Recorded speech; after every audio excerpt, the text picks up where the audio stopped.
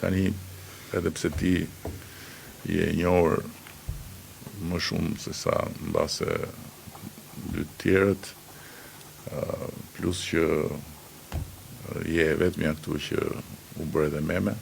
Shpesh herë, jo vetëm një herë. Kur studioja në gjimnaz, kam qenë nxënëse ekselente me të gjitha vjeta, edhe kisha shumë qef studimin, edhe doja shumë që të zhvilloja më tej. Po si se ke marrë medaljen Ari?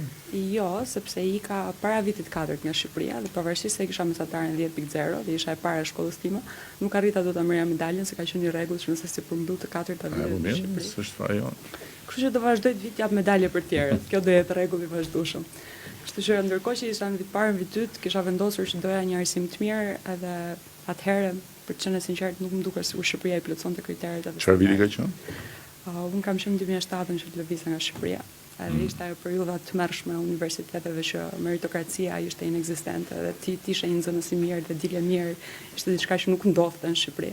Dhe shija eksperiencën e tim vllai që ishte ndërkohë në universitet dhe pavarësisht se mësonte fort edhe përpiqej shumë, nuk arrinte ta merrte atë 10-ën që ndonjëherë meritonte. Ti morë ndërkohë vjetët tuaj? Në shkollë po, në gjimnaz, me shumë përpjekje dhe shumë ambicie ndoshta.